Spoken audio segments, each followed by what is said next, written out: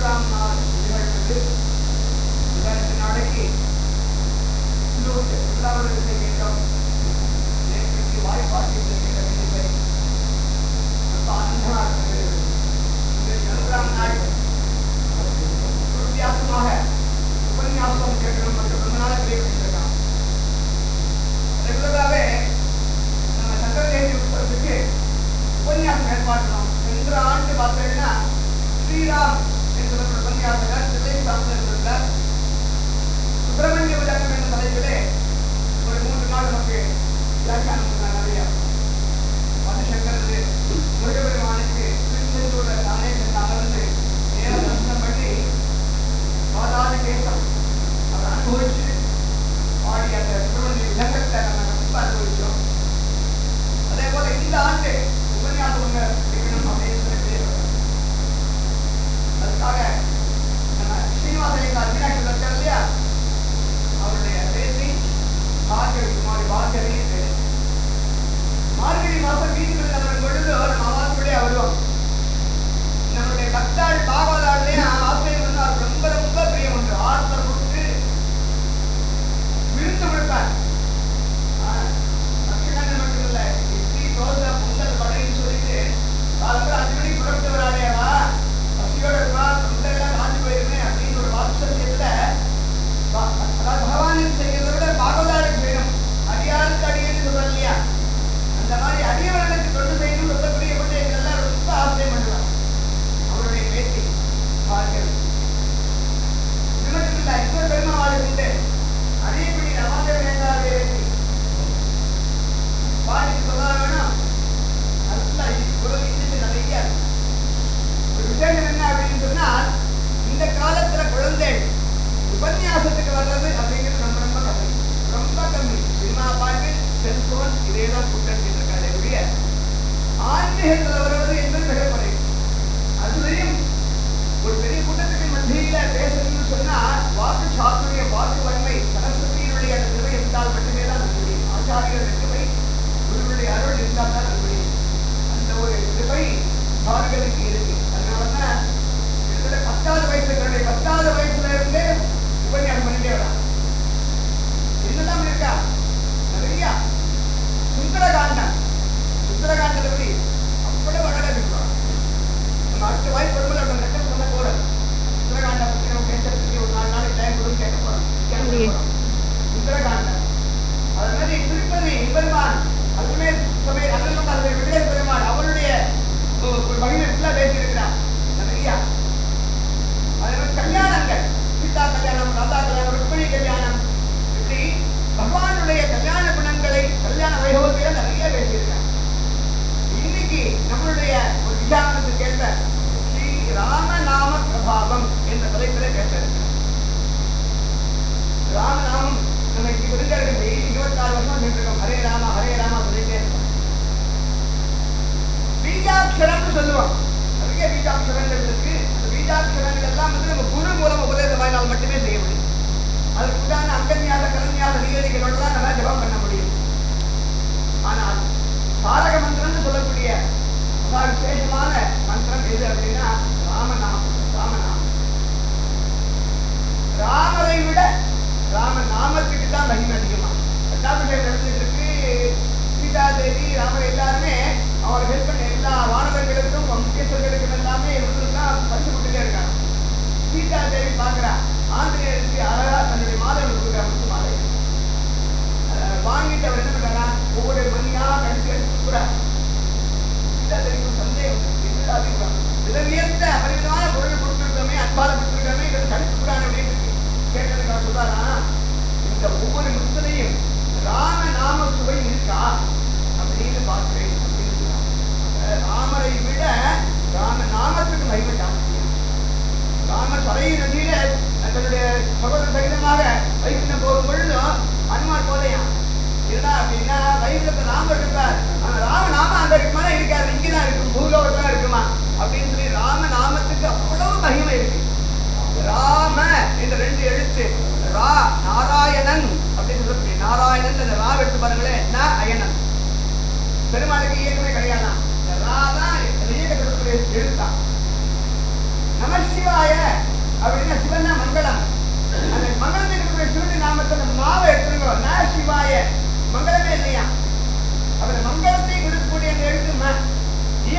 மங்களத்தையும் சொல்லக்கூடிய அந்த 2 எழுத்து ராம சேர்த்துடைய நாம ராமநாமம். முதல் விசேஷமான பெருமாளை சிவன் பெருமாள் 2 இயைந்த ஒரு மந்திரம் ராமமந்திரம். அந்த மகிமையை பற்றி இன்னைக்கு நம்ம நிறைய விசேஷங்கள், நிறைய விஷயங்கள், செய்திகள் கேட்க போறோம். நம்ம பார்கவி அவருடைய முதல் உபன்யாசம் இந்த என்ன கேட்டுதா தெரியுமா? தம்பியுடையான் படைக்கின்றான் சொல்லி கேட்டிருக்கோம். இருக்கிறா அப்படின்னு ஒரு படைக்கு போகும்போதோ இல்லை ஒரு செயல்பாட்டுக்கு போகும்போது தம்பி முன்னாடி இருந்தாங்கன்னா அண்ணா கவலை இல்லையா, பாதுகாப்புலேருந்து சேவைகள் எல்லாம் கிடைச்சிருக்கு. ஆனா இப்படி ஒரு வாக்கியம் ஒண்ணு இருக்கு. என்ன அப்படின்னா அவன் பிரார்த்தனை பண்ணிட்டு இருக்கா. என்ன பிரார்த்தனை இருக்கா தெரியுமா? தன்னுடைய அட்டாவுக்கு திருமணம் நடக்கிறோம் விரைவிலே அப்படின்னு ஒரு பிரார்த்தனை இருக்கா. பாடுறேன் அப்படி பிரார்த்தனை வச்சு ஒரு சன்னதியிலே நான் ஒரு உபன்யாசம் பண்ணணும்னு பிரார்த்தனை பண்ணிட்டு இருக்கேன். இப்போ மார்கழி மாசம், இந்த வருஷம் மார்கழி மாசத்துல 4 மாசத்துக்கு முன்னாடி பதினை வீதிகளுக்கு போயிட்டு இருந்த பொழுது நம்மெல்லாம் பார்த்துட்டு பின்னாடியே வந்து இங்க தரிசனம் பண்ணிட்டு ஒருத்தர் ரேடியோ எடுத்திருக்கான். எப்படி பாருங்க, அட்டாவுக்கு திருமணம் மங்களம் நடக்கணும்னு சொல்லிட்டு தம்பியுடையான் படைக்கிறான், தங்கையுடையான் படைக்கிறான் ஒரு உதாரணம் பாட்டு. அவன் இருந்தான்னா அவன் சுற்றி இருக்கிற எல்லாருமே சேமத்தோட இருப்பா அப்படிங்கிறதுக்கு ஒரு உதாரணம். உடனே மேல பிக்ஸ் ஆயிருக்கு. அதான் சில பேர் அவன் எப்ப பிரார்த்தனை பண்ணிட்டாலும் பாட்டு உடனே ஆன்சர் பண்ணிட்டா. நிறைய பிக்ஸ் ஆகி ஏற்பாடு ஆகிட்டு இருக்கு. ரொம்ப சந்தோஷமா இருக்கு. இப்ப நம்ம வேலை அவருக்கு ஒப்படைக்கிறேன். ராமநாமத்தில் நிறைய நம்ம கிடைப்போம். அதனுடைய முக்கியத்துவம், சிறப்பு, அந்த பெருமைகள், அதனுடைய நன்மைகள் என்னென்ன அப்படிங்கிறத நம்ம சொல்ல போறா. வேலை அவருக்கு ஒப்படைக்கிறேன். ஜெய சத்குருநாத் மகாராஜுக்கு ஜெய்.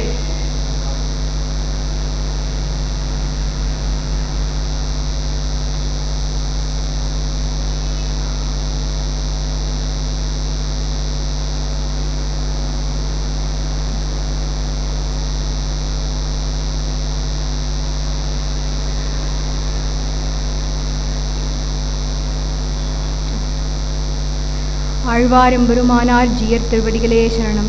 ஸ்ரீசைலேஷ தயாபாத்திரம் தீபக்தியாதி குணார்ணவம் யதீந்திர பிரவணம் வந்தே ரம்யஜா மாதரம் முனிம். லக்ஷ்மீநாத சமாரம்பாம் நாதயா முனமத்யமாம் அஸ்மதாச்சாரிய பரியந்தாம் வந்தே குருபரம்பராம். ஸ்ரீராமம் ரகுகுலதிலகம் சிவதனு சாக்ரிகத சீதா ஹஸ்தகரம் அங்குல்ய பரணசோபிதம் சூடாமணி தர்ஷனஹரம் ஆஞ்சநேயமாஸ்ரயம் வைதேகி மனோகரம் வானர சைன்ய சேவிதம் சர்வமங்கல கார்யானுகூலம் சததம் ஸ்ரீராமச்சந்திர பாலயமாம். நமோ நம சத்குருभ्यो நமோ நமः. ஹரே ராமேதி கிருஷ்ணேதி நாம சங்கீர்த்தனம் சதா லோகக்ஷேமாய பர்யந்தம் பிரேமிகம் சத்குரும் பஜே.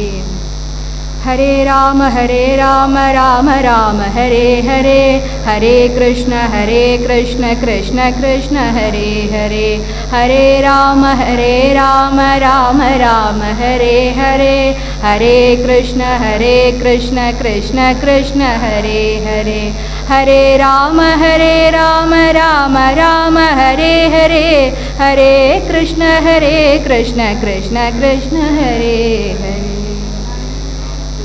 जानकी कांतस्मरणो ராமநாம பிரபாவம். ராமநாமத்திலேயே பலவிதமான ராமநாமங்கள் இருக்கு. சடக்ஷதி, திரியோதசாட்சரி, ராமகாயத்ரி. பொதுவாக ராமநாமத்தை தாரக மந்திரம் அப்படின்னு சொல்கிற வழக்கம் இருக்கு. இதனால் ராமநாமத்தை தாரக மந்திரம் அப்படின்னு சொல்கிறோன்னா, இந்த சம்சாரங்கிற சாகரத்தில் இருந்து நம்மளை கடக்க செய்கிறது இல்லையா, அதனால் தாரக மந்திரம் சொல்கிறோம். ஸ்ரீராம் ஜெயராம் ஜெய ஜெயராம். சமர்த்த ராமதாஸ் தத்வலி அப்படிங்கிற இடத்துல கோதாவரி நதி கரையில் 13 கோடி தடவை ஜபிச்சு ராமரை பிரத்யட்சமாக பார்த்தாராம். 96 கோடி ராமநாமம் ஜபிச்சு ராமரை பிரத்யட்சமாக பார்த்தார் தியாகராஜ சுவாமிகள். நம்ம கேள்விப்பட்டிருக்கோம். இன்றைய தினம் நம்ம எந்த விதமான ராமநாமத்தை எடுத்துட்டுருக்கோம் அப்படின்னு கேட்டால் இது எதுவுமே இல்லை. சடக்ஷதியும் இல்லை, திரியோதசாட்சரியும் இல்லை, ராமகாயத்ரியும் இல்லை. இது ஸ்லோக ரூபமான ராமநாமம். ரொம்ப சிம்பிள் தான், எல்லாரும் சொல்லக்கூடிய ஸ்லோகமான ஆபதாமபஹர்த்தாரம் தாதாரம் சர்வசம்பதாம் லோகாபிராமம் ஸ்ரீராமம் பூயோ பூயோ நமாம்யகம். ஆபதாமபஹர்த்தாரம் அப்படின்னா ராமன் நாமமே ஆபத்தை விலக்கியிருக்கணும். ராமன் நாமமே சம்பத்தை கொடுத்துருக்கணும். ராமரே அப்படியே ஒருத்தருடைய மனசை கவர்ந்திருக்கணும். அப்படி நடந்த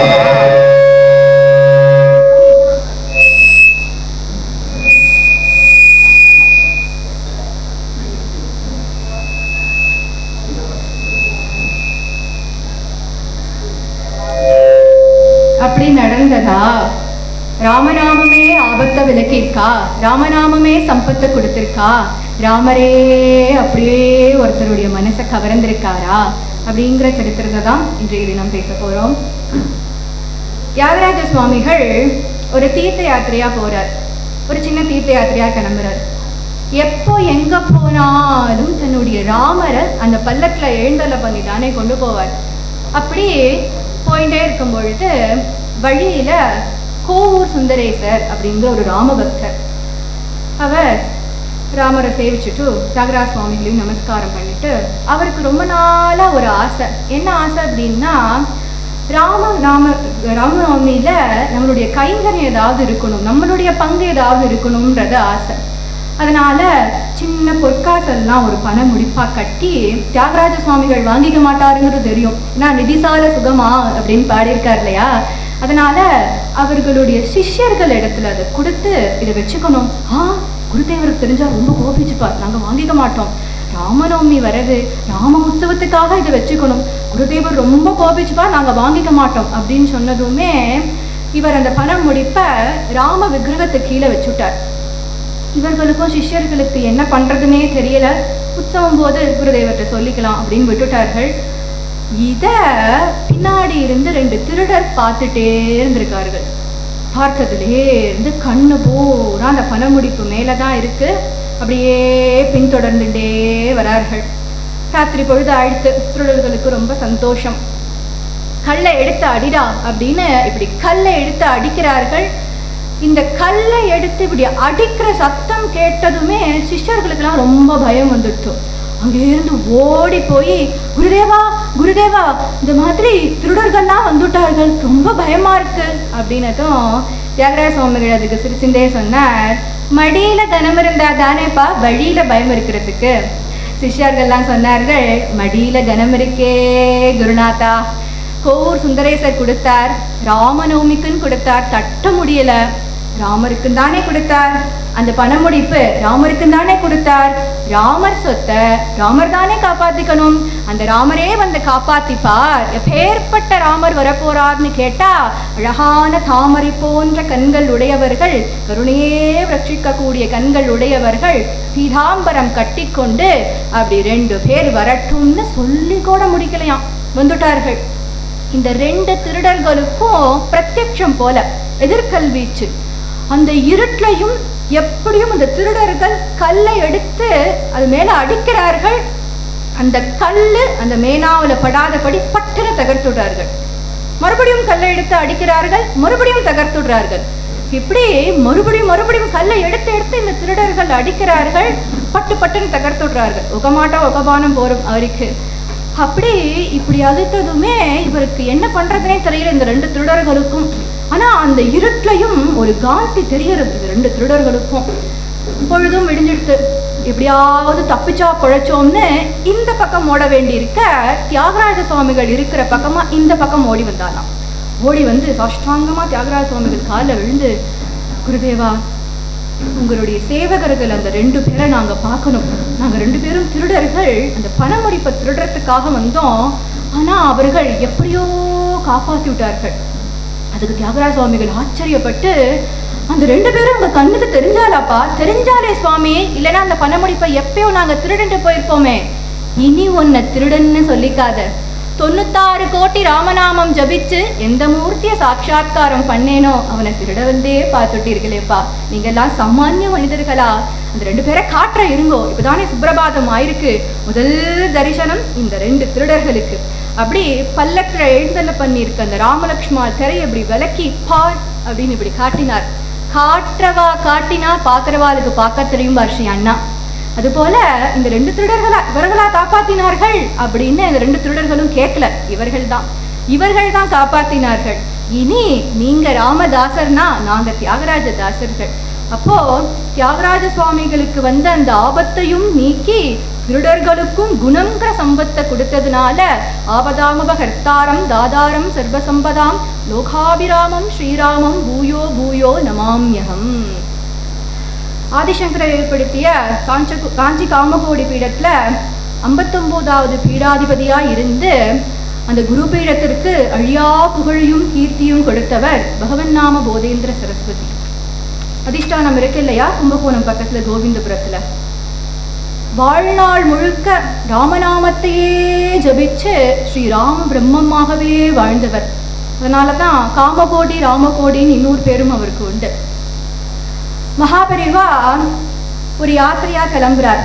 வெங்கடாத்திரி அகலம் அப்படின்னு வலவனூர் அப்படிங்கிற ஒரு கிராமத்துக்கு யாத்திரையா கிளம்புறார். சாதுர்மாசிய விரதத்துல இருக்கார். அப்போ அந்த கிராமத்துக்குள்ள சஞ்சாரம் பண்ணலாம் விரதத்துல இருக்கும் பொழுது, அதுக்கு வெளியே தான் போகக்கூடாது. அப்படி அந்த கிராமத்துல யாத்திரையா வந்துட்டு இருக்கும் பொழுது சின்ன கள்ளுப்பட்டு அப்படின்னு வடவம்பலம் அப்படின்னு சொல்றோம் இல்லையா, அந்த இடத்துல வந்ததுமே ஒரு நிலத்துக்கு வரார். அந்த நிலத்துல வந்ததுமே அந்த நிலத்துடைய நிர்வாகிகள் எல்லாம் கூப்பிட சொல்றார். அந்த யாரோ உரிமையாளரோ அவரை கூப்பிட சொல்றார். சிஷ்யர்களும் அதை அழைச்சின்னு வரார். அவர்கிட்ட கேட்கிறார், இந்த மாதிரி இந்த நிலத்தை மடத்துக்கு கொடுக்க முடியுமா? என்ன சுவாமி இப்படி கேட்கிறேன்? நல்ல விளைச்சல் நிலமா நிறைய இருக்கே, அதை தரேன் சுவாமி மடத்துக்கு. இது ஒண்ணுமே விளைச்சல் இல்லாத நிலம், இதை போய் கேட்கிறேலே. அப்படி இல்லப்பா, இங்க எங்க குரு பரம்பரையில இருக்கிற ஒருத்தர் இங்க இருக்கார், அவருக்கு பிருந்தாவனம் அமைக்கணும், அதுக்காகத்தான் கேட்கிறேன். அப்படிலாம் யாரும் இங்க இல்லையே சுவாமி, நாங்க நிறைய தடவை இங்கதான் இருக்கோம், நிறைய ஆழமா எல்லாமே பார்த்துருக்கோம், அப்படிலாம் யாரும் இருந்தது இல்லையே சுவாமி அப்படின்னு. குமாரமங்கலம் சாந்தமூர்த்தி சுவாமிகள்னு ஒருத்தர் எப்பவுமே பெரியவா பக்கத்துல இருப்பார். அவரை கூப்பிட்டு, பா நீ குளிச்சுட்டு அப்படி இந்த ஈரத்தோட வந்து இந்த இடத்துல வெறும் நீரை மட்டும் வச்சு தோண்டணும், மம்பட்டியோ எதுவுமே வச்சு தோண்டப்படாது, நீரை மட்டும் வச்சு அப்படியே ஆழமா தோண்டிண்டே இருக்கணும் அப்படின்னு சொல்றார். அவரும் அதே மாதிரி ஆழமா தோண்டிண்டே இருக்கார். அப்புறம் மனசால பெரியவாவோட கம்யூனிகேட் பண்றார். என்னப்பா தெரியுறது அப்படின்னு கேட்கிறார் பெரியவா. ஒரு சன்னியாசி கையில ஜபமாலையோட ஸ்மரிச்சுட்டே இருக்கார் ராமநாமத்தை, சுத்தி அத்தனை பேரும் ராமநாமத்தை சொல்லிண்டே இருக்கார் அப்படின்னு சொல்றார். இதை இப்படி கேட்டதுமே வெளியில இருக்கிற அத்தனை பேருக்கும் ஆச்சரியமா போயிடுச்சு. அவர் ஆத்மநாம போதேந்திரால் விஸ்வாதி கேந்திரர் அப்படின்னு சொல்வார். பகவன் நாம போதேந்திர சரஸ்வதியோட குருநாதர். அவர் ஒரு நாள் போதேந்திராவை அழைச்சு, அப்பா போதேந்திரால், ராமநாமம் சத்தியம்னு நீயும் நம்புற, நானும் நம்புறேன், உலகம் நம்பணும்ப்பா, உலகம் நம்பணும். இப்போலாம் சயின்டிஃபிக்கா ப்ரூஃப் பண்ணணும்னு சொல்றா இல்லையா, அப்போலாம் சாஸ்திரப்படி நிர்மாணம் பண்ணணும், நிரூபணம் பண்ணணும்னு சொல்லுவா. அதனால இங்க இருந்து நீ பூரி ஜெகநாதம் போ, அங்க லக்ஷ்மிதர கவி அப்படிங்கிற ஒருத்தர் பகவன் நாம கௌமுதின்னு ஒரு ஆச்சரியமான கிரந்தம் இயற்றியிருக்கார். அதை நீ படிச்சையானால் ராமநாமத்தை சத்தியமாக்கக்கூடிய எல்லா பாக்கியமும் உனக்கு கிடைக்கும்பா, நீ கிளம்பு அப்படின்னதும் அங்கே இருந்து கிளம்பி பூரி ஜெகநாதம் வந்தார். ஜெகநாத பெருமானை சேவிச்சார். தாரோ ஜெகநாத தாரோஹரே, தாரோ பர பிரம்ம தாரோஹரே அப்படின்னு பெருமாளை சேவிச்சுட்டு அங்கே இருந்து நடந்து வழியில விசாரிக்கிறார். இந்த மாதிரி லக்ஷ்மிதர கவியோட வீடு எங்க இருக்கு அப்படின்னதும் அவர் சொல்றார், லக்ஷ்மிதர கவி திருநாடு அடைஞ்சுட்டார், ஆனா அவருடைய பிள்ளையான ஜெகநாத பண்டிதர் இருக்கார் அப்படிங்கிறது தெரிய வந்தது. அவர் அந்த பூரி ஜெகநாதத்திலேயே ரொம்ப ஃபேமஸ். எதுல ஃபேமஸ் அப்படின்னா பாவத்துக்கு பிராயச்சித்தம் சொல்லுவார் அப்படிங்கிறதுல ஃபேமஸ். பாவம் பண்ணா பிராயச்சித்தம் பண்ணினும், வேண்டின்ற காலத்துக்கு பிராயச்சித்தம் சொல்லுவார் அப்படிங்கிறதுல ஃபேமஸ். ராத்திரி பொழுதாயிடுத்து அவருடைய வீடு அடையிறதுக்கே. அதனால இது தட்ட வேண்டாம் கதவை அப்படின்னு சொல்லிட்டு திண்ணையிலேயே தண்டத்தையும் கமண்டலத்தையும் வச்சுட்டு அப்படியே படுத்துட்டார். கொஞ்ச நேரத்துக்கெல்லாம் உள்ள இருந்து ஒரு அழற குரல் கேட்கறது. ஒரு அம்மா ஓன்னு அழறா. என்னன்னு கேட்கிறார் ஜெகநாத பண்டிதர். கேட்கிறார், ஏமா அழறத முதல்ல நிறுத்து, என்ன விஷயம் அதை சொல்லுமா அப்படின்னதும் ஒரு தம்பதி அவர்களுடைய கதையை சொல்றார்கள். காசி யாத்திரையா வந்திருக்கார்கள். அப்படி யாத்திரையா வந்தா கிடைச்ச இடத்துல படுத்துப்பா இல்லையா, அந்த மாதிரி படுத்துட்டு இருக்கா. பொழுது விடிஞ்சு பார்த்தா அந்த மனைவிய காணல. மனைவியை காணலன்னு சொரேர்னு ஆயிடுத்து இவருக்கு. அருமையான மனைவியாச்சே, அவரை காணுமே, எங்க போனான்னு தெரியலையேன்னு உள்ள தேடுறார், வெளியில தேடுறார், கிராமத்துல எல்லா இடத்துலையும் தேடுறார், காணோம். அந்த கிராமத்து ஜனங்கள் இடத்துல கேட்கிறார், இந்த மாதிரி என் மனைவியை பார்த்தேலா அப்படின்னு. அடடடா, சொல்லியிருக்க கூடாதா, இங்க துஷ்டர்கள் ரொம்ப ஜாஸ்தி, அழகான ஸ்திரீகளா இருந்தா அப்படியே அபகரிச்சு கொண்டு போயிருப்பார்கள், அப்படித்தான் உங்க மனைவி தொலைஞ்சு போயிட்டா அப்படின்னுட்டும் வெக்கி வெக்கி அழறார். அருமையான மனைவியை தொலைச்சு விட்டேனே, காசி யாத்திரையை பாதியிலே விடவேணான்னு சொல்லிட்டு காசி யாத்திரையும் முடிச்சுட்டு திரும்பி வரார். எந்த ஊர் வழியா போனாலும் அதே ஊர் வழியா தானே திரும்பி வந்தாகணும்.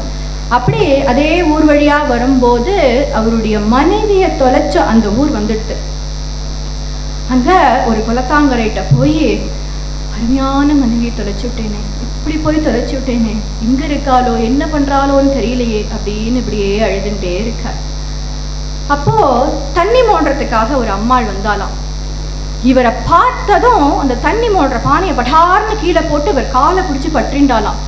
யாருமா நீ, யாருமா நீன்னு இப்படி தலையை தூக்கி பார்த்தா இவருடைய மனைவி. என்னமா ஆச்சு, வேற வஸ்திர பூஷணங்கள்லாம் தரிச்சுட்டு இருக்கே, உனக்கு என்ன ஆச்சுமா? இங்க பேச வேண்டாம், இங்க பேசுறதுக்கான அவகாசம் கிடையாது, இங்க இருந்து ஓடி போயிடலாம் அப்படின்னு சொல்லி ஓட்டமா ஓடினார்கள். பிராண ஆபத்து, உயிருக்கு வந்த ஆபத்து போல ஓட்டமா ஓடி இனி ஜன நடமாட்டமே இல்லாத ஒரு காட்டு பிரதேசத்துக்கு வந்து நின்று இப்போ இந்த அம்மா சொல்றா, என்னமா ஆச்சு? அன்றைய தினம் நம்ம திண்ணையில படுத்துட்டு இருந்தோம் இல்லையா, அப்ப எவனோ ஒரு துஷ்டன் வாயில துணியை அடைச்சு பேச முடியாதபடி பண்ணி என்னை அப்படியே அபகரிச்சு கொண்டு போயிட்டான், எல்லாம் போச்சு. நல்ல குலத்துல பிறந்தேன், நல்ல கணவர் நீங்கள் எனக்கு கிடைச்சே, எல்லாம் போச்சு. நீங்க என்னை கைவிட்ட கூடாது, எனக்கு மட்டும் உன்னை கைவிடணும்னு ஆசையா அம்மா. சாஸ்திரம்மா சாஸ்திரம், யாராவது பிராயச்சித்தம் சொல்றாளான்னு பார்ப்போம். இங்க பூரி ஜெகநாதத்துல ஜெகநாத பண்டிதர் பாபத்துக்கு பிராயச்சித்தம் சொல்றார் அப்படிங்கிறத கேள்விப்பட்டேன், வா அங்க போகலாம் அப்படின்னு ஜெகநாத பண்டிதர் இடத்துல தன்னுடைய கதையை சொல்றார்கள். அதை சொல்லி முடிச்சதுமே ஜெகநாத பண்டிதர் சொல்றார், இதுக்கா போய் அழுத, ராம ராம ராமான்னு சொல்லு, சேர்த்து வச்சுக்கோ அப்படின்னு சொல்றார். இவர் இப்படி சொல்லி முடிச்சதுமே கிச்சன் உள்ள இருந்து ஒரு கிழவி குரல் கேட்கறது, ஜெகநாத பண்டிதருடைய அம்மா குரல். அவர் சொல்றா, என்னப்பா ஜெகநாதா, ராமநாமத்தினுடைய மதிப்பை எவ்வளவு குறைச்சுட்டியே, எப்பேற்பட்ட பாபத்துக்கும் ராமான்னு சொல்லு போதுன்னு சொல்லுவா உங்க அப்பா. இப்படி 3 தடவை ராம ராம ராமான்னு சொல்லி 2 ராமநாமத்தை வேஸ்ட் ஆக்கிட்டேப்பா, ஒரு ராமநாமம் போருமே எல்லா பாபத்திலும் கரையேறதுக்கு அப்படின்னு அவர் சொல்றார். இத்தனத்தையும் கேட்டுருக்காரு இல்லையா செய்தியில பகவன் நாம போதேந்திரார். அவர் அங்கே இருந்து உள்ள வரார். உள்ள வந்ததுமே, பா ஜெகநாதா, இப்போ சொன்னியே ராம ராம ராமான்னு சொல்லி சேர்த்து வச்சுக்கோ அப்படின்னு, என்ன பிரமாணம்? எங்க அப்பா பகவன் நாம கௌமுதின்னு ஒரு கிரந்தம் எழுதியிருக்கார், கொண்டு வா, அதுக்காகத்தான் நான் இங்க வந்தேன். அந்த கிரந்தத்தை வாங்கி மாக்கல் தீபத்தை ஏற்றி படிக்கிறார். அருமையா இருக்கு இந்த கிரந்தம், அருமையா இருக்கு. ராமநாமம் சத்தியம்னு நம்ம எல்லாருமே நம்புறோம், உலகம் நம்பனுப்பா, அதுக்கு தான் என் குருநாதர் எங்க நினைச்சார் அப்படின்னு சொல்றார். உடனே, அம்மா இங்க வா, நீ என்ன பண்ற அப்படின்னா, இந்த பூரி ஜெகநாத குலத்துல இப்போ என்னென்ன வஸ்திர பூஷணங்கள்லாம் தரிச்சுட்டு இருந்தியோ அதே ட்ரெஸ்ஸோட இப்படி ராம அப்படின்னு சொல்லி முழுகிட்டு எழுந்திருக்கும் போது எந்தெந்த வஸ்திர பூஷணங்கள்லாம் பழையதா இருக்கும் போது தரிச்சுட்டு இருந்தியோ அந்த ட்ரெஸ்ஸோட எழுந்துக்கணும். அப்படி நீ எழுந்தியானால் ராமநாமம் உன்னை பவித்திரமாக்கிட்டுன்னு அர்த்தம், உலகம் பூரா அது நிரூபணமாகும் அப்படின்னு சொன்னதுமே அவ அங்கேருந்து மெதுவா போறா.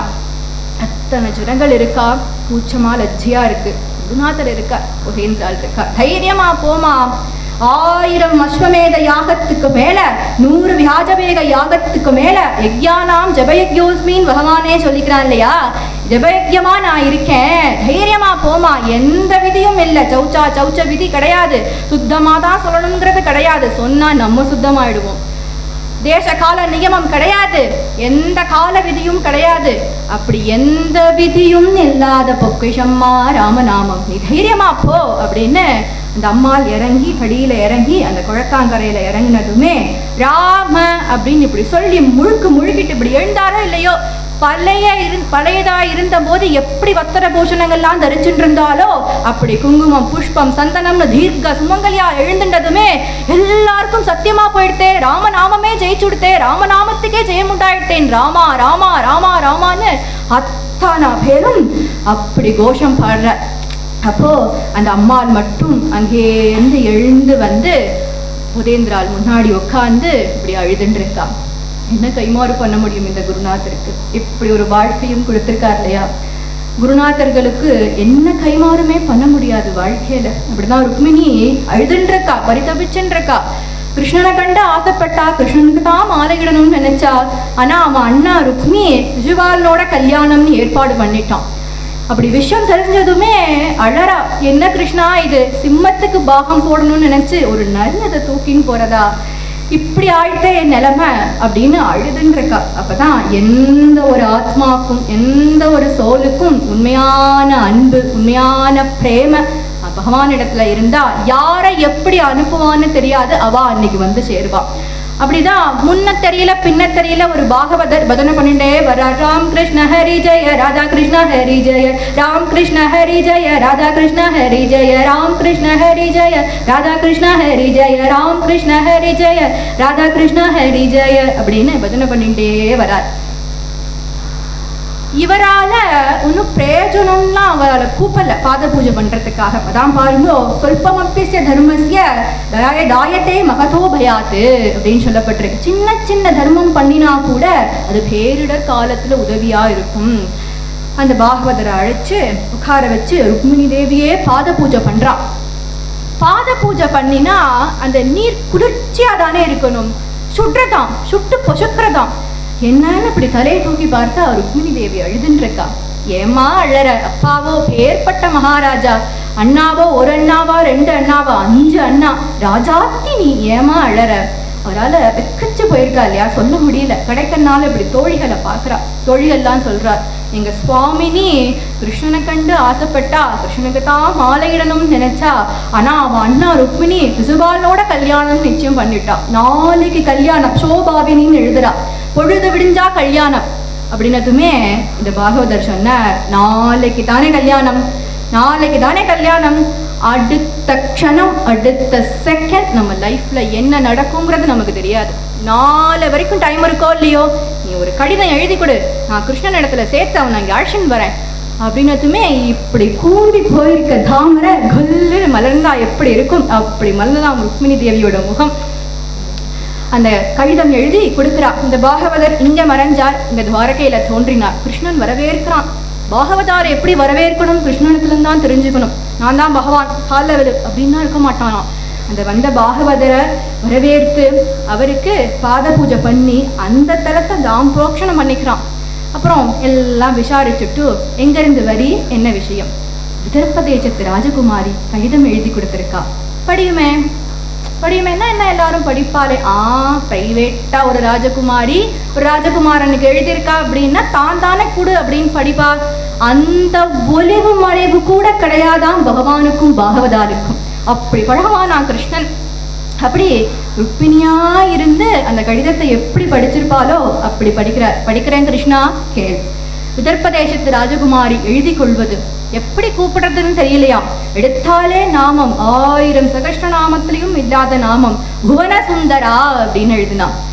ஸ்ரீ அண்ணா இதுக்கு பலவேறு அர்த்தங்கள் சொல்வா. புவன சுந்தரா அப்படின்னா இந்த புவனமே அழகா இருக்கு, நம்ம பார்க்குற எல்லாம் பசுமாடு அழகா இருக்கு, எல்லாம் அழகா இருக்கு அப்படின்னு நினைக்கிறோமே, அதெல்லாம் அந்தர்யாமியா நீ ஒருத்தன் உள்ள இருக்கிறதுனால தான் அப்படின்னு. நான் கௌரி பூஜைக்காக ஒரு இடத்துக்கு வருவேன். அப்போ ஜராசந்தன் அத்தனை ராஜாக்களையும் நிறுத்தி வச்சிருப்பான். எல்லாரையும் ஜெயிச்சுட்டு என்னை கூட்டின்னு போ அப்படி எழுதணும் கடிதம். சத்திரிய பெண்மணி வீர பெண்மணினா அப்படி எழுதணும். யாருக்கும் தெரியாம வந்துட்டு கிருஷ்ணா, நானும் யாருக்கும் தெரியாம வந்துடுறேன் அப்படின்னா வந்திருக்கவே மாட்டான். கடிதத்தை அப்படியே கழிச்சு போட்டிருப்பான். இப்படி எழுதியிருக்கான்னா கிருஷ்ணனுடைய வேல்யூ தெரிஞ்சவன் அர்த்தம். நீ அங்கேருந்து கும்பகோண 6ஆமுதுனா வந்து 6ஆமுதே அடியேன் உடலம் நின்பாலன் பாலன்னு அங்கேருந்து கும்பகோண 6ஆமுதுனா வந்து என் அழைச்சின் போ கிருஷ்ணா. இப்படிக்கு தங்கள் ருக்மிணி, அது போதுமே. ராமாயணம் பூரா என்ன தெரிஞ்சுக்கிறோம்? தவாஸ்மி நிஜயாஜத்தே ராமா, உன்னை சேர்ந்தவ ராமானா. பாகவதத்துல என்ன தெரிஞ்சுக்கிறோம்? உன்னை சேர்ந்தவ கிருஷ்ணானா அப்படின்னு சொன்னதுமே கிருஷ்ணன் இந்த கடிதத்தை படிச்சு முடிச்சதுமே தாருகானா சாரதினா ரத்தம் பறந்துட்டான். இந்த பாகவதரையும் அழைச்சுட்டு விதர்ப்ப தேசத்துக்கு வரான். கிருஷ்ண ருக்மிணியும் அங்க பரிதவிச்சுட்டு இருக்கா. கிருஷ்ணன் வந்தானா தெரியலையே அப்படின்னு இந்த பாகவதர் வந்துட்டார். இந்த விஷயத்த ருக்மிணிகிட்ட போய் சேர்க்கணும், அங்க இருக்கிற யாருக்கும் தெரியாத மாதிரி சேர்க்கணும். பொதுவா கல்யாணத்துல பம்பு பண்றதுக்குன்னே சில கோஷ்டிகள் வரும்.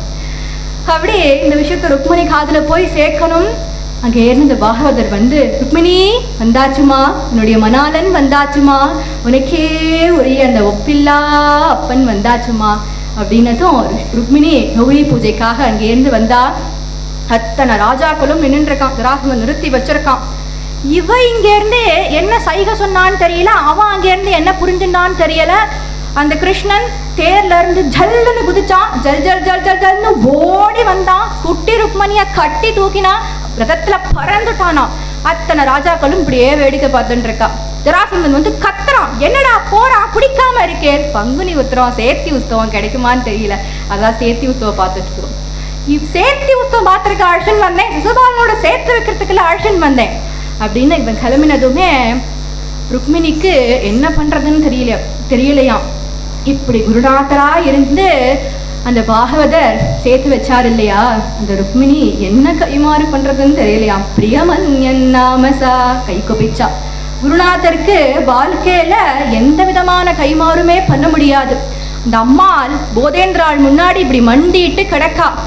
போதேந்திராள் சொல்றார், நாளைக்கு உன் கையால பிக்ஷம்மா. நிரூபணம்னா அதானே, இவர் சாப்பிடுவாரா அப்படின்னு கேட்பா இல்லையா, உன் கையால பண்ணி போடு அப்படின்னு சொல்றா. அப்படியே அந்த குருநாதரை அப்படியே வணங்குறான். அப்போ அவளுக்கு வந்த அந்த ஆபத்தையும் நீக்கி அப்படி வாழ்க்கையா ஏற்பட்ட மகத்தான பாக்கியமா அந்த வாழ்க்கையை சம்பத்தா கொடுத்து, அதனால ஆபதாமவ கர்த்தாரம் தாதாரம் சர்வசம்பதாம் லோகாபிராமம் ஸ்ரீராமம் பூயோ பூயோ நமாம்யகம். அந்த ஸ்ரீயையும் ரமிக்கக்கூடிய அந்த ராமருடைய அழக கம்பர் வர்ணிக்கிறார். தண்டலை மயில்கள் ஆட தாமரை விளக்கம் தாங்க, கொண்டல்கள் முழவி நேங்க குவழைக்கண் விழித்து நோக்க, தெண்டிரை எழிங்காட்ட தேம்பிழி மகரையாளின் வண்டுகள் இனிதுவாட மருதம் வீற்றிருக்கும் மாதோ. வெய்யோன் ஒழித்தன் மேனியில் விரிசோதியில் மறைய, பொய்யோ எனும் இடையாளோடும் இடையானோடும் போனான், மையோ மரகதமோ மரிகடலோ மலிமுகிலோ, ஐயோ இவன் அழிவு என்பது ஓர் அழியா அழகுடையான் அப்படிங்கிறார் கம்பர். வெய்யோன் சூரியன் ஒளி தன் மேனியில் விரிசோதியில் மறைய, சீதா பிராட்டியோடையும் லக்ஷ்மணோடையும் போனார். இவர் அழகு என்பது மையா மரகதமா மரிகடலா மலைமுகிலா, இவருடைய வடிவு என்னைக்குமே அழியாத அழகு உடையது அப்படின்னு கம்பர் சொல்றார். இப்படி அவருடைய அழக வர்ணிச்ச கம்பர் ராமநாமத்தினுடைய மகிமையை சொல்றார். நன்மையும் செல்வமும் நாளும் நல்குமே, திண்மையும் பாபமும் சிதைந்து தேயுமே, ஜன்மமும் மரணமும் இன்றி தேருமே, இன்மையே ராமாயணும் இரண்டு இடத்தினாள். நன்மையும் செல்வமும் தினமும் கிடைக்குமா, எல்லா பாபமும் சிதஞ்சு போயிடும், ஜென்மமும் மரணமும் இன்றி தீருமே, இன்மையே ராமாயணம் இரண்டு எழுத்தினால். இதெல்லாம் எப்போ நடக்கும்னா அந்த ராமான்னு அந்த ரெண்டு எழுத்தை சொல்றதுனால நடக்கும். அடுத்ததா வாலியினுடைய வதை படலத்துல கொண்டு வந்து நிப்பாற்றார். உண்மை சார் உலகுக்கெல்லாம் மூல மந்திரத்தை முற்றும் தம்மையே தமக்கு நல்கும், தனி பெரும் பதத்தை தானே இன்மையே எழுமை நோக்கும் மருந்தினையே, ராமன் என்னும் செம்மை சேர் நாமம் தன்னை கண்களில் தெரிய கண்டான். ராமன் வாளின் மேல அம்ப பாஞ்சதுமே அம்பு அப்படி வந்து நின்னதான். தாடகைக்கு அது குத்திண்டு வெளியில போயிடுத்து. ஆனா வாலிக்கு இப்படி நின்னது, யார் என்ன வதச்சான் அப்படின்னு இப்படி பாக்குறார். உண்மைசார் உலகுக்கெல்லாம் மூல மந்திரத்தை, ராகவேந்தர் வழிபட்ட அந்த மூல மந்திரத்தை ராமன் என்னும் செம்மைசேர் நாமம் தன்னை இப்படி கண்களில் தெரிய கண்டான் அப்படின்னு ஆச்சரியமா நாமத்தினுடைய பெருமையை கம்பர் அப்படி சொல்லிண்டே வரார். அழகா எத்தனையோ மகான்கள் கீர்த்தனங்கள்ல பாடுறார். தியாகராஜர் பாடுறார், ராமநாமமோ ஜென்மரட்சக மந்திரம் அப்படின்னு சொல்றார். ஜென்மரட்சக மந்திரம் அதேதான் ஆதிசங்கரும் சொல்றார். புனரபி ஜனனம் புனரபி மரணம் புனரபி ஜனனி ஜடரே சேனம். இந்த வாழ்க்கை பிறந்து பிறந்து பிறந்து பிறந்து அடுத்தடுத்து முடிகிறதே. குழந்தையா பிறக்கிறோம், இளமை பருவத்துல இருக்கோம், அப்புறம் நடுத்தர வயதுல இருக்கோம், வயோதிகம் வந்துடுத்து, ஒரு இடத்துல போய் ஓய்வு எடுத்துக்கிறோம், திருப்பியும் அதே மாதிரியே தொடர்றதே. மரணம்ங்கிறது முடிவில்லை, அது முக்தி தான் முடிவு அப்படின்னு சொல்றார். அப்போ இந்த வாழ்க்கையில என்ன பண்றோம், என்ன பண்ணணும்? ராமநாமத்தையே ஸ்மரிச்சுட்டு இருக்கணும். மனசை பார்த்து சொல்றார், ஏ மனசே, ஏதேதோ அல்ப விஷயத்தெல்லாம் நீ நினைச்சுட்டு இருக்கியே, ராமநாமத்தை சிந்தனை செய். தாமசமும் சேயகே பசிம்பவே மனசா, எந்த தாமசமும் இல்லாம நீ ராமநாமத்தை ஜபிச்சுட்டே இரு. புரந்தரதாசரும் அதைத்தான் சொல்றார், ராமமந்திரவ ஜபிஷோ அப்படின்னு பாடுறார் புரந்தரதாசர். இப்படி எவ்வளவோ மகான்கள், எவ்வளவோ திவ்ய சரித்திரங்கள்ல எவ்வளவோ விஷயங்கள் ராமநாமத்தையே ஸ்மரிக்கணும், ராமநாமத்தையே ஸ்மரிச்சுட்டு இருக்கணும் அப்படின்னு எல்லாரும் சொல்றார். இப்படி இந்த மகத்தான விஷயத்துல குருநாதால் இல்லைன்னா நம்ம லைஃப் கம்ப்ளீட் ஆகவே ஆகாது. எப்பேற்பட்ட மனுஷனுக்கும் குருநாதர் தேவை. குருனால மட்டும்தான் ஒரு மனிதன் பரிபூர்ணனாகிறான். நரேந்திரநாத் தத்தா ரொம்ப பெரிய ஸ்காலர், அவ்வளவு நாலேஜ் உடைய பர்சன் நரேந்திரநாத் தத்தா. அப்படி ஒரு லைப்ரரிக்கு போவாராம், எந்த புக்கை கொடுத்தாலும் கார்த்தால வாங்கிட்டு வந்தாருன்னா சாயங்காலம் போய் கொடுத்துட்டு வரோம். அப்பேற்பட்ட ஞானம். அந்த லைப்ரரிஸ்ட் ஒரு நாள் கேட்டாராம், இப்படி நரேந்திரா, கார்த்தால வாங்கின்னு போறியே, சாயங்காலம் இப்படி கொண்டு வந்து கொடுத்துட்றியே, படிப்பியா மாட்டியாப்பா? நான் எல்லாத்தையும் படிச்சுட்டேனே, அப்போனா அதில் நான் ஒரு கொஸ்டின் கேட்குறேன் சொல்லு அப்படின்னாலும் எல்லா கொஸ்டினுக்கும் ஆன்சர் பண்ணாராம். அப்படி அப்ராக்கிரமான ஞானமுடைய நரேந்திரநாத் தத்தா குருவான ராமகிருஷ்ண பரமஹம்சர்கிட்ட போனார், சுவாமி விவேகானந்தரானார். குருநாதால் இல்லை அப்படின்னா லைஃப் கம்ப்ளீட்டே ஆகாது ஒரு மனுஷனுக்கு. ராமநாமம் பார்வதிக்கு பரமேஸ்வரன் சொன்ன மந்திரம் இல்லையா? ஸ்ரீராம ராம ராமேதி ரமே ராமே மனோரமே சகஸ்ரநாம தத்துல்யம் ராமநாம வராணனே. சகஸ்ரநாம தத்துல்யம் அப்படின்னு உண்டு. ரா அப்படிங்கிற அக்ஷரத்திற்கு 1 அப்படிங்கிற வேல்யூ இருக்கு. அப்படி உண்டா அப்படின்னு கேட்டா, இப்ப நியூமராஜிக்கலா ஏ அப்படின்னா அதுக்கு ஒரு வேல்யூ இருக்கு இல்லையா? அது மாதிரி சாஸ்திரம் சொல்றது சம்ஸ்கிருதத்துல இருக்க எல்லா அக்ஷரத்துக்கும் வேல்யூ உண்டு. அப்போ ராம அப்படி 1 0 10 × 10 × 10 1000. அப்பேற்பட்ட சிவவிஷ்ணு பேதத்தை இல்லாத நாமம் ராமநாமம். அப்பேற்பட்ட மகத்தான ராமநாமம். தியாகராஜர் ரொம்ப பெரிய ராமரெல்லாம் வச்சுட்டு இருக்கல, குட்டியா அழகா சின்னதான பட்டாபிஷேக ராமரைத்தான் அவர் வச்சுட்டு பூஜை பண்ணார். பக்தி தான் பெருசா இருக்கணுமே தவிர மூர்த்தி பெருசா இருக்கணுங்கிற அவசியம் கிடையாது. அதைத்தான் துகாராம சரித்திரத்துல சொல்றார். பூனே பக்கத்துல சிஞ்சுவாடு அப்படிங்கிற கிராமத்துல கணபதி உபாசகர் ஒருத்தர் இருந்தார். அவரை பரம்பரையா கணபதி உபாசனை பண்றவர். தேகுல துகாராம் வாழ்ந்தார். துகாராம் பாண்டுரங்க பஜனை பண்றார். பாண்டுரங்கர் தான் கொடுக்க பிரசாதங்கள்லாம் ஏத்துக்கிறார் அப்படின்னு சொல்றார். அப்படின்னு ஊர் ஜனங்கள்லாம் எல்லாருமே சொல்றதை இவர் கேட்டார். அது எப்படி முடியும்?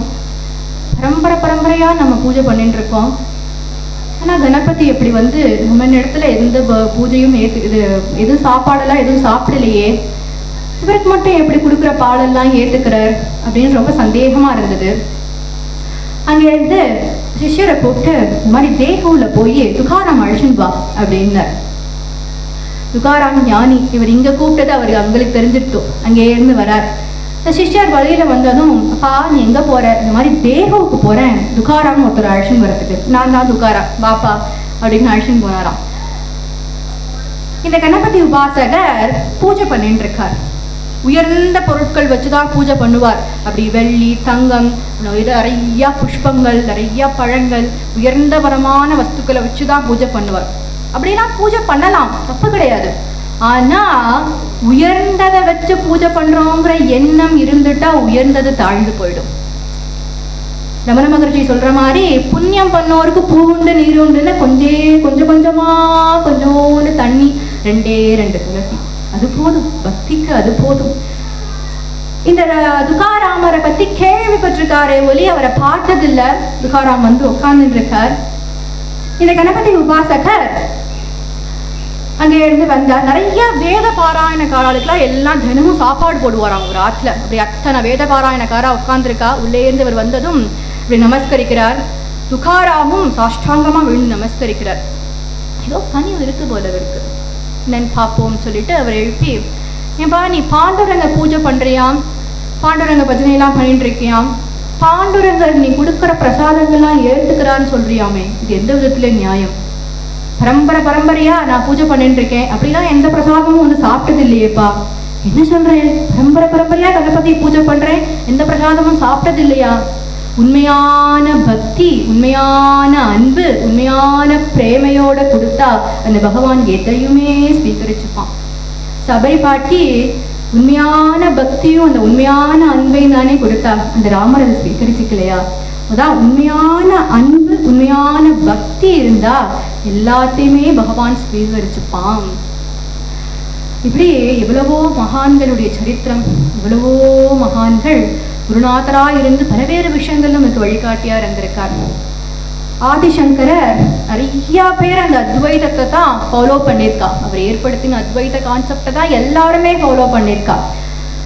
தியாகராஜனும் அதைத்தான் ஃபாலோ பண்ணியிருக்கார். சதாசிவ பிரமேந்திரார், பூந்தானம், குரூரம்மா, நாராயண தீர்த்தர் எவ்வளவோ காம்போசிஷன் அழகான கீர்த்தனங்கள் கொடுத்திருக்காரு.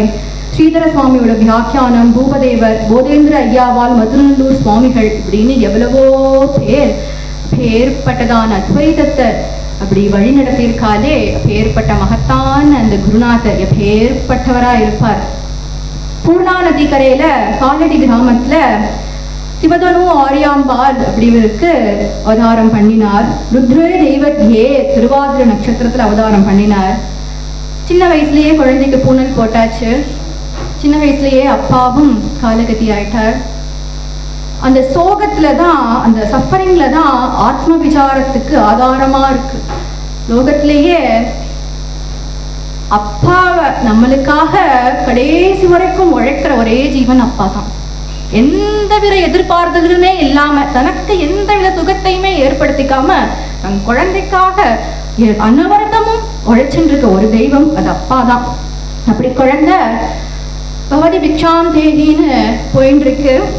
தெருவுல அப்படியே வந்துட்டு இருக்கு குழந்தை. அப்படி ஒரு அம்மாவனுடைய வீட்டுல அப்படி நிக்கிறது குழந்தை. அந்த அம்மா அடடடா எவ்வளோ அழகா இருக்கு இந்த குழந்தை, இந்த குழந்தைக்கு ஏதாவது ஒன்று கொடுக்கணுமே அப்படின்னு உள்ள போறா வெளியில போறா, உள்ள போறா வெளியில போறா. ஒண்ணுமே இல்லைன்னு தெரியும் குழந்தைக்கு. அம்மா ஒண்ணுமே வேணாமோ, உங்ககிட்ட இருக்கிறத எதாவது கொடுமா அப்படின்னு கேட்குற. பிக்ஷாம் தேகிதி குரோஷ மதுரம் சுஷ்வரம் மிருது. அந்த அம்மா நெல்லிக்கனியை அப்படி கொடுக்குறா அந்த குழந்தைக்கு. நெல்லிக்கனியை கொடுத்ததுமே இவர் ஸ்தோத்திரம் பண்றார். அங்கம் ஹரே புலக பூஷணமாஸ்ரயந்தி விருங்காகனவே முகுலாபரணம் தமாலம் அங்கீம் கிருதா கில விபூதிரபாங்கலீலா மாங்கல்யதாஸ்து மம மங்கள தேவதாயா அப்படின்னு ஸ்தோத்திரம் பண்றார். கனகதாரா ஸ்தோத்திரம் பண்றார் ஆதிசங்கரர். இதுல என்ன சப்ஜெக்ட் அப்படின்னா, தாயாருடைய கடாட்சம் அப்படிங்கிறது தான் சப்ஜெக்ட். அவருடைய அந்த கண் பார்வை எப்படி இருக்கு அப்படிங்கிறத சொல்ற. அழகான தமால மரத்தை அந்த பெண் வண்டு சுற்றி வந்து வருமே, அப்பேற்பட்ட ரோமாஞ்சம் எய்திய ஸ்ரீ ஹரியினுடைய மார்புல அப்படி அவருடைய கடாட்சம் படுறதாம். அப்படி பட்டதுமே பெருமாளுக்கு அப்படியே மேனி சிலிர்க்கிறதாம். ஏற்பட்டதான கடாட்சத்தை எனக்கு கொடுமா, இந்த ஐஸ்வர்யத்தை எனக்கு கொடுமா, எல்லா ஜனங்களுக்கும் கொடுமா அப்படின்னு சொல்ற. எல்லா மங்களும் தரக்கூடியது அவருடைய கடாட்சம் ஒண்ணு மட்டும்தான். யாரா இருக்கட்டும், தேவேந்திரர்களா இருக்கட்டும், அவளுடைய கடாட்சம் இருக்கிறதுனால தான் இந்திரன் இந்திரனா இருக்கான், சந்திரன் சந்திரனா இருக்கான், அவாவா போஸ்ட்ல அவாவா இருக்கா. எலெக்ஷனுக்கு இன்னும் 2-3 நாள் தான் இருக்கு. கடாட்சம் கடாட்சம் லட்சுமி கடாட்சம் சுத்தின்ண்டே இருக்காளே. நம்புறவா நம்பாதவா எல்லாருக்கும் அந்த லட்சுமி தேவியோட கடாட்சம் தான். அப்படி எல்லாத்துக்கும் ஆதாரமா இருக்கிற கருணையே ரட்சிக்கக்கூடிய உன்னுடைய கடாட்சம் என் மேல விடட்டும்மா அப்படிங்கிறார் ஆதிசங்கரர். ஆதிசங்கரருக்கு நிறைய சிஷ்யர்கள் அப்படின்லாம் இல்லை. நிறைய ஃபாலோவர்ஸ் வச்சிருக்கேனா, 4 மில்லியன் ஃபாலோவர்ஸ் வச்சிருக்கேனா அப்படின்லாம் கிடையாது. 4 சிஷ்யர்களாம். பத்மபாதர், அண்டரமிஸ்ரர், அஸ்தாமலகர், தோடக்காச்சாரியார். பத்மபாதர் பக்தி யோகத்தை குறிக்கிறார். அப்படியே பக்தி யோகத்தை குறிச்சுட்டு இருக்கார். ஒரு தடவை பகவத் பாதார் கங்கை நதி கரையில இந்த பக்கம் நிற்கிறாராம், பத்மபாதர் அந்த பக்கம் நிற்கிறாராம். அங்கேருந்து வாப்பா அப்படின்னு நடுவுல கங்கை ஓடுற அந்த மைண்ட் செட்டே இல்லை.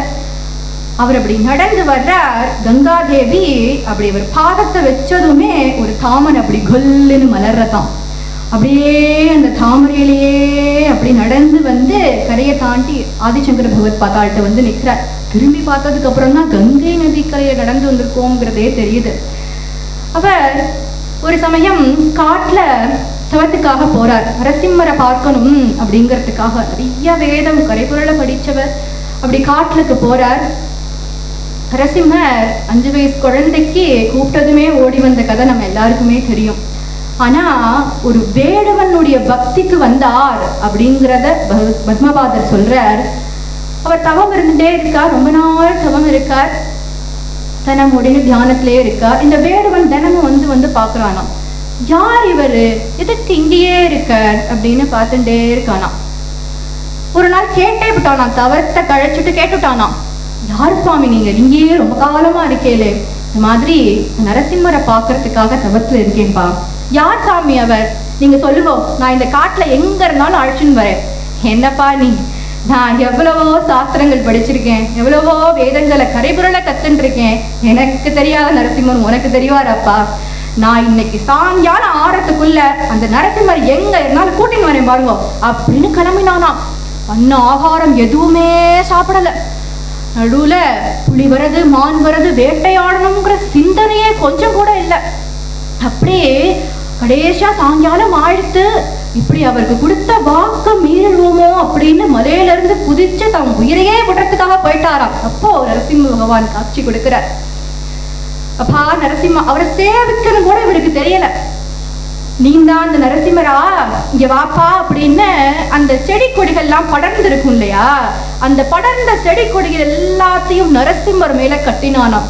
ஏற்பட்ட வேதத்துக்கு கட்டுப்படாத நரசிம்மர் இந்த வேடுவனுடைய பக்திக்கு கட்டுப்பட்டார். அங்கேருந்து வந்து அப்படியே தரன்னு இழுத்துன்னு வரான். பத்மபாதர் தியானத்திலேயே உட்கார்ந்துருக்கார். பத்மபாதரை கூப்பிட்டு, இந்த பாருங்கோ நரசிம்மர் அழைச்சுன்னு வந்துட்டேன், பாருங்கோ சுவாமி பாருங்கோ. பத்மபாதர் கண்ணுக்கு நரசிம்மர் தெரியவே இல்லை. இப்ப கூட நான் இவ்வளவு வேதம் படிச்சிருக்கேன், எனக்கே தெரியலையப்பா, உன் கண்ணுக்கு எப்படிப்பா தெரிவார், அவருக்கு செடி கொடி மட்டும்தான் தெரியறது. அப்போ ஒரு அசிரியர் கேட்கறது, பத்மபாதா நான் இவ்வளவு பண்ணியிருக்கேன்னு ஆனந்தத்துல நீ இருக்கியே, உன் கண்ணுக்கு நான் எப்படிப்பா தெரிவேன், தான் வரலேங்கிறதுக்காக என் உயிரையே மாச்சுக்கணும்னு போனானே அவனுடைய கண்ணுக்கு தெரிவேன்பா அப்படின்னு மறுபடியும் பத்மபாதர் நரசிம்மரை பூஜிக்கிறார். நரசிம்மர் காட்சி கொடுத்தார். மண்டனமிஸ்டர் கர்மயோகத்தை குறிக்கிறார். கர்மாவசை பலனை எதிர்பார்க்காதே அப்படிங்கிறது உபதேசம். நம்மளால அப்படி இருக்க முடியுமா? ராமர் அப்படிதான் இருந்தார். வாலிய வதம் பண்ணி கிஷ்கிந்தா சாம்ராஜ்யத்தை கைப்பற்றினார். தான் அந்த ராஜ்யத்துல உட்காரணும்னு ஆசைப்படலை. விபீஷணனுக்கு சுக்ரீவனுக்கே அதை கொடுத்துட்டார். அடுத்ததா லங்கா சாம்ராஜ்யத்தை கைப்பற்றினார். விபீஷணனுக்கே அதை கொடுத்துட்டார். நம்மளால அப்படி இருக்க முடியுமா அப்படின்னா அது முடியவே முடியாது. புரந்தரதாசர் சொல்றார், இந்த யுகத்துல நம்மளால முடிஞ்சது இன்னும் பகவன் நாம கரண மட்டும்தான். இந்த ராமநாமத்தை ஜபிச்சுட்டே இருந்தா எல்லா மங்களமும் கிடைக்கும் அப்படின்னு சொல்றார். அத்தாமலக்கர் ஞான மார்க்கத்தை குறிக்கிறார். தோடக்காச்சாரியார் குருபக்தியை குறிக்கிறார். குருனாலதான் சர்வமும் அப்படின்னு பகவத் பாத்தா சொல்லியிருக்கா இல்லையா. எல்லாமே லைஃப்ல கம்ப்ளீட் ஆகணும்னா அது குருநாதர்கள்னால மட்டும்தான். எப்பேற்பட்ட ஞானமுடைய எப்பேற்பட்ட பராக்கிரமசாலியாக இருந்தாலும் குரு கிருபை இல்லைன்னா ஒரு மனுஷன் இந்த உலகத்துக்கு அடையாளப்படுத்தவே மாட்டான். துளசிதாசர் ஒரு சொல்றார். அவர் ஒரு தோஹா பாடுறார். ராம் ராம் அப்படின்ற ஒரு தோஹா பாடுறார். ராம் அப்படின்னு சொல்றோம் இல்லையா, ரா அப்படின்னு சொல்லும் போது இப்படி வாயை திறக்கிறோம் இல்லையா, பண்ண பாவம் எல்லாம் வெளியில போயிடுமா. திருப்பி அந்த பாவம் எல்லாம் உள்ள வரக்கூடாது. போய் சொன்னோம், 1008 சொல்லக்கூடாத வார்த்தையெல்லாம் சொல்லினோம், அந்த பாவம் எல்லாம் உள்ள வந்துடக்கூடாது. திருப்பி அதுக்காகவும் அப்படின்னு மூடிடணுமா. இப்படி பல ஹிந்தி தோஹாக்கள், பல ஹிந்தி அபங்கங்கள். வாஸ்தவம் தான் ஸ்ரீ அண்ணா சொல்லுவார், ஆயுதங்களால சம்பாதிச்சு கொடுக்க முடியாத சுதந்திரத்தை ராமநாமம் தான் சம்பாதிச்சு கொடுத்தது. லோகாபிராமம், இண்டிபெண்டன்ஸ் சொல்லிக்கிறோமே, இந்த மதம் இந்த ஜாதி இந்த இனம்னு கிடையாது, லோகாபிராமம். அடுத்தது கபீர்தாசருடைய சரித்திரம். கபீர்தாஸ் ரொம்ப பெரிய ராம பக்தர். அவருக்கு ரொம்ப நாளா ஒரு ஆசை. என்ன ஆசை அப்படின்னு கேட்டா, ராமநாம தீட்சை வாங்கிக்கணும்னு ஆசை. பொதுவா ராமநாமம் தீட்சையா தான் வாங்கிக்கணும் அப்படிங்கிறது கிடையாது. நோ தீட்சா நஜ தட்சிணா. இப்போ ஒரு புக்கே படிக்கிறோம், மொபைலில் தான் டவுன்லோட் பண்ணி படிக்கிறோம் அப்படின்னா ஒரு புத்தகம் வாங்கி படிக்கிறோம், அந்த பேஜெல்லாம் திருப்பி பார்த்து அதை படிக்கிற திருப்தி இதில் கிடைக்குமான்னா கிடைக்காது. அது மாதிரி ஒரு விஷயம் இவா சொல்றத தான் அழகு. ஒரு குருமுகேன்னு அவளுடைய வாயார சொல்லி நம்ம காதார கேட்டோம்னா அந்த நாமத்துக்கு ஒரு டேஸ்ட் உண்டு, ஒரு ருச்சி உண்டு. அப்படி ராமானந்தருடைய ஆசிரமத்துக்கு முன்னாடி மண்டிட்டு கிடக்கார். ஒரு ராமானந்தரை பார்க்கணும். அங்கேருந்து அவருடைய சிஷ்யர் வந்தார். வந்து, என்னப்பா கபீர், உனக்கு என்ன வேணும்? ராமநாமன் தீட்சை வாங்கிக்கணும் சுவாமி. அதெல்லாம் உனக்கு கொடுக்க மாட்டார் குருதேவர், நீ போ. சுவாமி வரம் கொடுத்தா கூட ஆசாமி வரம் கொடுக்க மாட்டார் போலே. அதெல்லாம் கொடுக்க மாட்டார்னு சொன்னதுமே ரொம்ப அழகா வந்துடுது கபீருக்கு. ராமா, ஏழையா இருந்தா என்ன, பணக்காரனா இருந்தா என்ன, வியாதிஸ்தனா இருந்தா என்ன, எந்த மதம் எந்த ஜாதியா இருந்தா என்ன, எல்லாத்துக்கும் ஜெகத்குருவா இருக்கிற நீ ஒருத்தர் தானே, இடத்துல அடியேன் கபீராசை கொள்ளக்கூடாதா அப்படின்னு அழறா. ராமா ராமான்னு அந்த கங்கா தீரத்திலேயே ஒரு படிக்கட்டா உட்காந்துண்டு இப்படி ராம கிடைக்காம போயிடுத்தேன், ராமா ராமான்னு இப்படி கணத்துல கையை வச்சுன்னு அழுதுண்டே இருக்கார். ராமானந்தர் நைட்டு தியானத்துல இருக்கார். இப்படி தியானத்துல இருக்கார். அப்ப அவருக்கு ஒரு காட்சி தென்படுறது. என்ன அப்படின்னா, ராமலக்ஷ்மணன் 2 பேரும் ஆசிரமத்துக்குள்ள இப்படி காலை எடுத்து வைக்க போறார்கள், வைக்கல. இப்படி உள்ள போறார்கள், போகல. லக்ஷ்மணா, இந்த ஆசிரமத்துக்குள்ள போகாதப்பா. ஏன்னா அப்படி சொல்றேன்? ராமானந்தர் நமக்காகத்தான் இந்த ஆசிரமத்தை கட்டியிருக்கார். இங்க சாதுக்கு அபச்சாரம் நடந்திருக்கு, அதனால நம்ம இங்க போகக்கூடாதுப்பா. சொல்றேர் நாள் தான் ராமானந்தருக்கு மட ஆசிரமம்னு ஒண்ணு கட்டி வச்சிருக்கிறதே உள்ள வரத்துக்காகத்தான். அந்த சாதுக்கும் அபச்சாரம் நடந்ததுன்னா யார் இங்க வந்தா அப்படின்னு அத்தனை சிஷ்யர்கள், அத்தனை நிர்வாகிகள் எல்லாரையும் கூப்பிட்டு விசாரிக்கிறார். யாரும் சாதுலாம் அப்படி வரலையே சுவாமி. சரி, முதல்ல யார் இப்போதைக்கு இங்க வந்தா அப்படின்னதும் கபீரை விரட்டினார் இல்லையா அந்த சிஷ்யர். அவர், சாதுலாம் யாரும் வரல சுவாமி, இந்த அடுத்த தெருவுல இருந்து கபீர் தான் வந்தான். எதுக்காக வந்தான்? ராமநாம தீட்சை வாங்கிக்கணுமா. நீ என்ன சொல்லி அனுப்பிச்ச? அதெல்லாம் கொடுக்க மாட்டார் குருதேவான்னு சொல்லி அனுப்பிச்சுட்டேன். அப்படி சொன்னேன். ஆமா, உள்ள கூப்பிட்டா நீங்க ராமநாம தீட்சை கொடுத்துடுவேன், அதான் வெளியில அனுப்பிச்சேன். என்ன காரணம் அப்படின்னா, அவர் என்ன மதமோ ஜாதியோ, அவருக்கு போய் குருதேவர் ராமநாம தீட்சை கொடுத்தான்னு ஒரு மாதிரியா ஜனங்கள் எல்லாம் பேசுவார், அதனால தான் வெளியில அனுப்பிச்சுட்டேன். யாரு? இந்த தெரு ஜனங்களா? மட ஆசிரமம் கட்டின நாளா நானும் பாக்குறேன், ஒருத்தர் கூட ராமநாம பஜனைக்கு வந்ததில்ல, ஒருத்தர் கூட ராமநாம தீட்சை வாங்கிக்கிறேன்னு அங்கிருந்து வந்ததில்ல. உழைச்சு போறதுன்னு அங்கிருந்து ஒருத்தன் வந்திருக்கான், அவனுக்கும் கொடுக்க கூடாது, மதம் வேற ஜாதி வேறன்னா எதுக்கு இந்த ஆசிரமம் கட்டி வச்சிருக்கேன்? இப்ப என்ன தெரியுமா பண்ண போறேன்?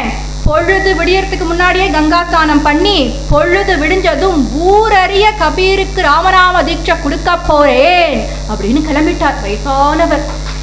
அங்கே இருந்து நடந்து நடந்து நடந்து நடந்து சியாராம் சியாராம் சியாராம் சியாராம்னு வடக்கேலாம் அப்படித்தானே சொல்லுவா, அப்படியே சொல்லிண்டே வரா.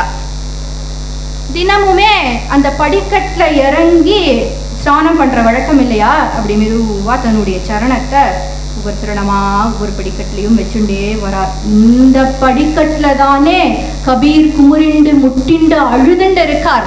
இப்படி அடுத்த சரணம் கபீரோடைய சிரஸ் இருக்கு, அப்படி அந்த சிரஸ்ல இப்படி காலை வச்சுட்டாராம். இப்படி காலை வச்சதுமே சியாராம் அப்படின்னு இப்படி தூக்கி வாரி போட்டது.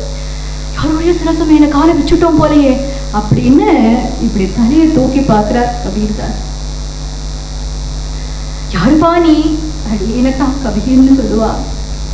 நாமதீட்சை கிடைக்குமாறு மந்திட்டு கிடந்தேன் சுவாமி, நாமதீட்சையும் கிடைச்சு சரணஸ்பரிசமும் கிடைச்சது.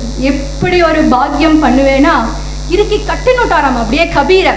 இப்படி ஒரு பக்தன் கிடைக்கிறதுக்கு இந்த ராமர் தான்ப்பா கொடுத்து வச்சிருக்கணும் அப்படி சொல்லக்கூடாது. அடியேனுக்கு பேர்பட்ட குருநாதர் கிடைக்கிறதுக்கு அடியேன் தான் கொடுத்து வச்சிருக்கணும். குருநாள தான் சர்வமும் கிடைக்கிறது அப்படின்னு சொல்றோம் இல்லையா, அது உண்மைதான். பேர்பட்ட மகான்கள் எவ்வளவோ பேர் இவ்வளவோ ராமநாமத்தை ஜபிச்சிருக்கா. இந்த ராமநாமத்தை எல்லாருமே ஸ்மரிச்சுண்டே அனவரதமும் சரிச்சுண்டே இருக்கணும். யாரை பார்த்தாலும் ரொம்ப டிப்ரெஷனாக இருக்கேன் சுவாமி, ரொம்ப ஸ்ட்ரெஸ்ஸாக இருக்குது அப்படின்றா.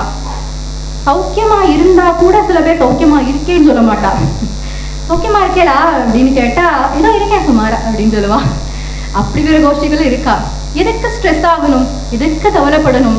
இந்த ராமநாம ஸ்மரணத்தை மறைச்சுட்டே இருந்தா, அனவரதமும் ராமச்சிந்தனையிலேயே இருந்தா எல்லா விதமான காரியமும் கைகூடும், எல்லா பாவமும் கரைஞ்சு போயிடும். பேர்பட்டதான இந்த ராமநாமத்தை அனவரதமும் ஸ்மரிச்சுட்டே இருக்கணும் அப்படின்னு எவ்வளவோ மகான்கள் இது சரித்திரத்துல சொல்றா. அதே போல நம்மளும் அதை பின்பற்றி அனவரதமும் ராமநாம ஸ்மரணையிலேயே இருக்கணும். குரு கிருபை, சத்சங்கம் எல்லாமே கிடைக்கட்டும்னு வேண்டிக்கிறேன்.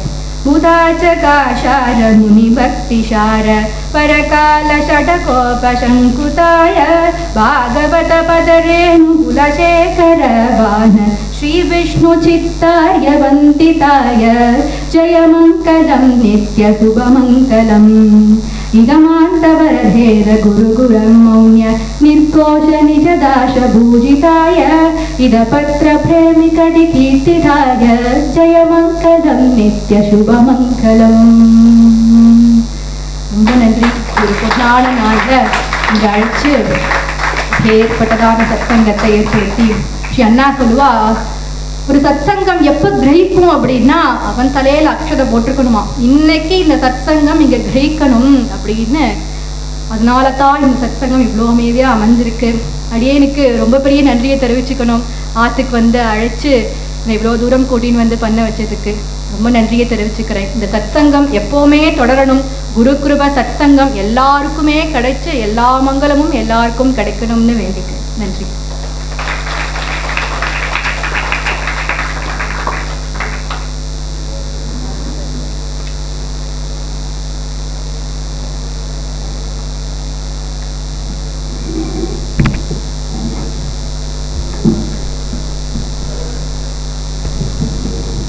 ராதே கிருஷ்ணா. 51வது வருஷமாக சங்கர ஜெயந்தி ஜாம் ஜாம் ஜாம் ஜாம்னு நடந்துட்டுருக்கு. எந்த பிரதிபலனையும் எதிர்பார்க்காம குருவோடு கிருபைக்கு பாத்திரமானவர்கள் மட்டுமே நடத்துகிற உற்சவம் தான் இந்த சங்கர ஜெயந்திங்கிறது. எந்த ஒரு ஆடம்பரமும் கிடையாது. 50வது வருஷம் போன தரம் வேத பாராயணங்கள்லாம் வச்சு வெகு விமர்சையாக உபன்யாசங்கள்லாம் வச்சுருந்தா எல்லாரும் அனுபவித்தோம். சுப்பிரமணிய புஜங்கம்ங்கிறவரைங்கிறத பற்றி உபன்யாசம்லாம் பண்ணினார். நல்ல அழகாக அனுபவித்தோம். அப்படிப்பட்ட சங்கரருங்கிறவர் இன்னைக்கு இல்லை அப்படின்னா ஹிந்து மதம்ங்கிற ஒன்றும் கிடையாது.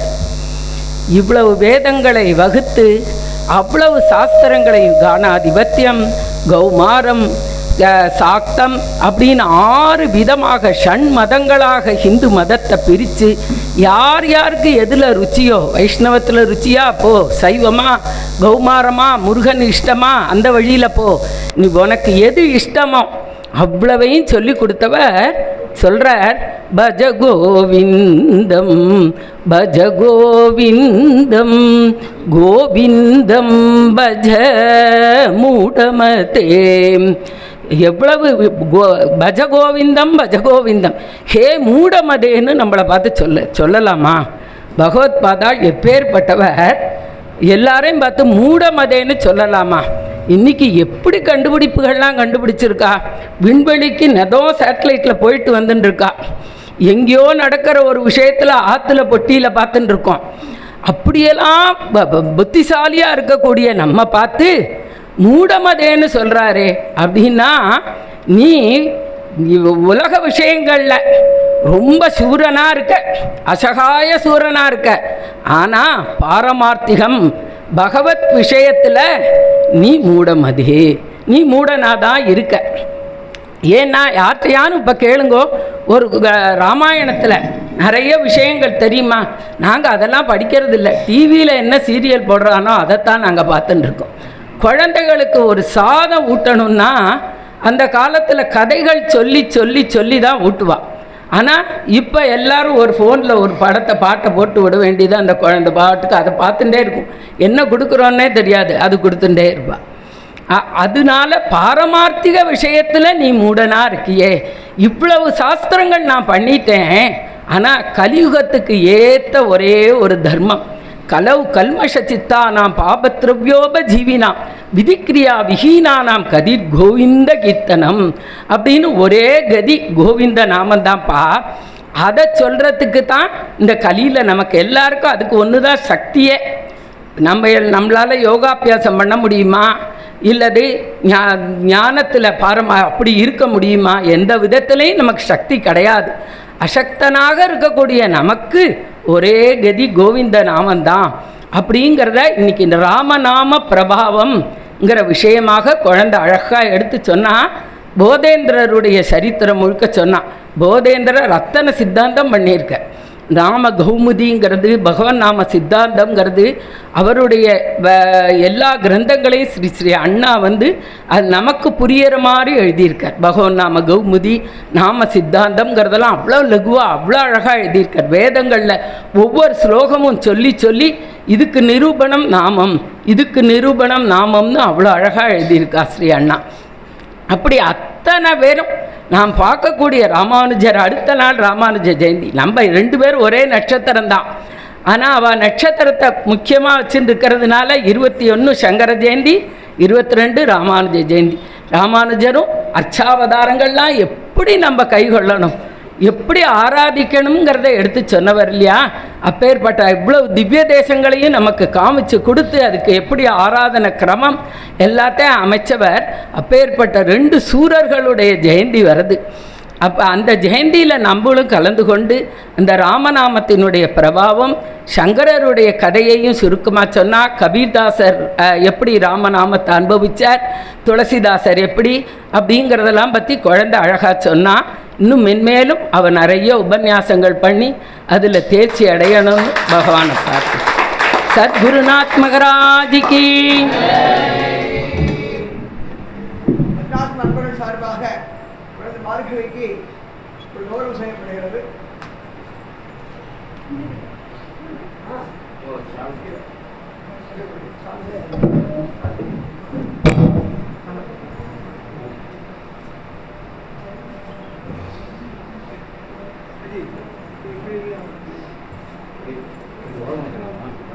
இப்படியா